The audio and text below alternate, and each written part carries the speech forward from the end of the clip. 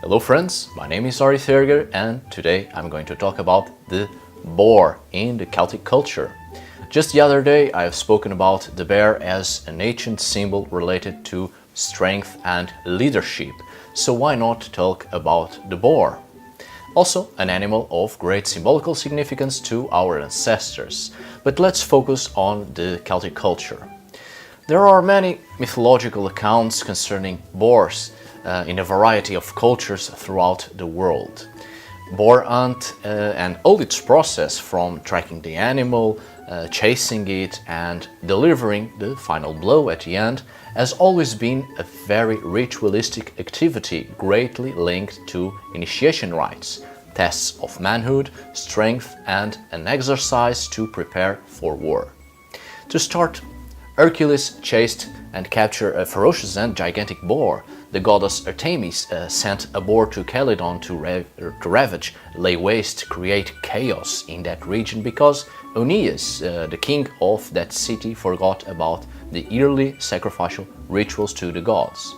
In Norse mythology, of course, we have Gillimbursti, the god Freyr's mount, a boar, and in Hindu mythology, the boar Varaha, the third of the 10 avatars of Vishnu, and under that form Vishnu defeated the demon Aranyaksh.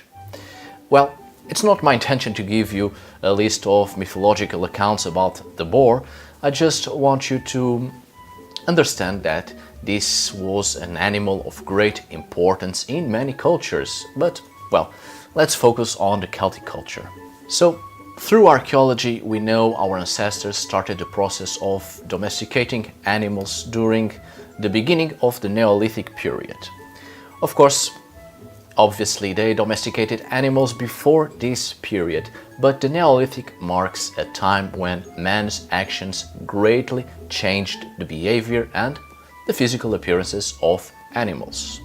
Changes in animal eating habits, changes in the habitats, interbreeding to enhance certain features of an animal, the earliest genetic changes. Well, a variety of factors which contributed to change the physical appearances of animals. Boars were domesticated and we have transformed them into pigs. And for millions of years, in general to us, there has always been this idea that boars were just wild pigs and pigs were domesticated wild pigs. So there was no great difference between the two. However, to the Celts, a pig was a pig and a boar was a completely different creature. In the Celtic languages, there are different words for a pig and for a boar. I mean, the Celts didn't just refer to boars as wild pigs. The Celts did not identify the two animals as being from the same species. For instance, the word for boar in ancient Irish and Gaelic Scottish is torc, in Welsh is beid gwyllt, and in Cornish beth. This shows us the singularity of the boar in the Celtic cultures. Both the bear and the boar were considered to be the most fearsome creatures of the forest in pre-Christian times and throughout the early Middle Ages. The Celts highly respected and admired the capacity the boar had to defend itself when the creature felt threatened. So the boar became a symbol of courage and bravery and also ferocity in battle. To the Celts and also among the Anglo-Saxons, the boar assumes a zoomorphic figuration of the ideal warrior, which is why the figure of the boar appears in decorations of weapons and in the equipment of warriors, most prominent in helmets and shields. When the Celts went to war, one of the most characteristic objects they would take with them was the carnix, those long bronze trumpets with an animal head from where the sound would come, and most of the heads were representations of a boar's head. Of course, there were other animal representations such as serpents, but the boar was the most used representation for these wind instruments. The boar being an animal linked to courage, bravery and ferocity in battle, it's really interesting to see this very creature represented in these objects, emitting a battle chant from the depths. Frightening. The boar is also associated with certain Celtic deities, such as Witiris, a Celtic god who was worshipped in the British Isles, a very popular deity amongst young warriors and even Roman warriors, who adopted this god. And the god Mogons, also associated with the boar, and Mokos, a deity from Gaul, worshipped by boar hunters. The goddess Ordinia, also from Gaul, a goddess from a specific forest in ancient Gaul, and she is associated with hunt and the boar. She even rides a boar. And of course, in ancient Lusitania, the cult of the god Endoveliku involved sacrificing boars and also pigs. So the boar was one of the main animals used in the cult of a variety of Celtic deities. And we have other spiritual religious references to the boar, such as some of the warriors from ancient Celtic Scotland. They wore wild boar skins, or even a Celtic tribe from northern Britain, whose name was Orki, which means tribe of the boars. And then a wondrous variety of statuettes and figurines of boars, and boars represented in coins. The boar was one of the most represented animals, second only to the horse.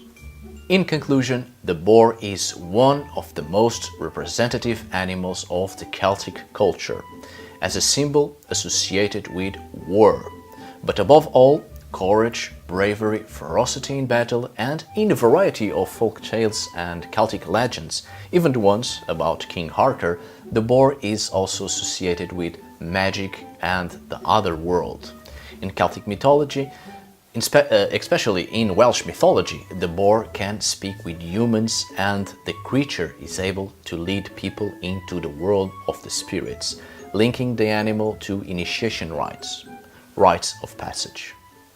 Alright friends, I know this is a short video, but I just wanted to tell you that at a certain point in history we used to respect animals. In our prehistoric communities, very shamanic in their spiritual network.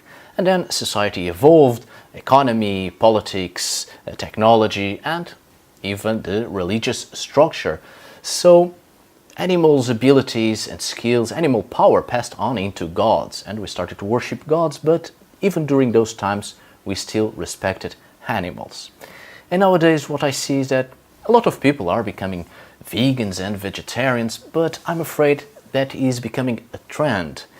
Not everyone, of course, but a lot of people are becoming vegans and vegetarians because it's cool. And I'm not trying to say that, please everyone, become a vegan or don't. You can eat whatever you want. What I'm trying to say is that instead of radically change our eating habits, we should first try to introduce this concept of respecting nature, respecting animals, respecting life in general. And maybe for that we should turn to certain traditions, certain spiritualities that help us to understand why we should respect animals as living beings, respect life in general. I think that would be one of the best steps we could take towards the future, towards a better society. Well, as you already know, all the links to my social media are down below at the description, so you can contact me, any questions, any doubts, please feel free to ask and I will help you if I can. Once again, thank you so much for watching, see you on the next video, and as always, tack för idag!